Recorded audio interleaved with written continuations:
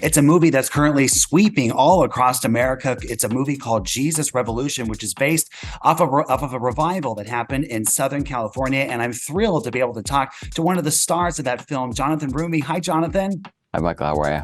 Doing so good, thank you. And so it really is amazing, Jonathan. I saw that the movie was in the top five most popular movies and this last weekend. And so, for those maybe that aren't familiar with the story that Jesus Revolution talks about, tell us what fans are going to be treated to. Yeah, so it's a story of love and hope and encouragement and inspiration.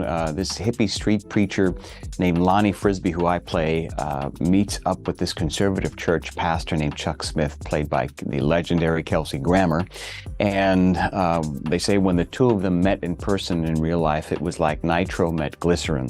And out of that was birthed this spiritual fire that ignited the country.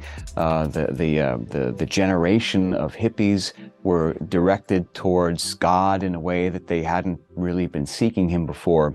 Out of that also was birthed this entire new kind of music that, what we now know as Christian worship music. But it started as with guitars, people bringing guitars into church. So much happened as a result of this movement. And I think the impacts are felt today still. Your character, by the way, is so unique. And I think people are just absolutely falling in love with Lonnie. And so where did you draw inspiration for this character?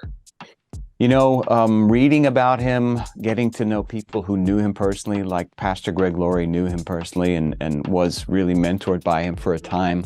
And then talking to the people that were friends with him throughout this movement and throughout this time period that we focus on in the film really gave me so much insight that I needed. And then his autobiography is on another level. You just get to know him so intimately, and then hearing sermons from him and watching him preach back in the late 60s, early 70s, which you can find on YouTube, was just so helpful in building this character.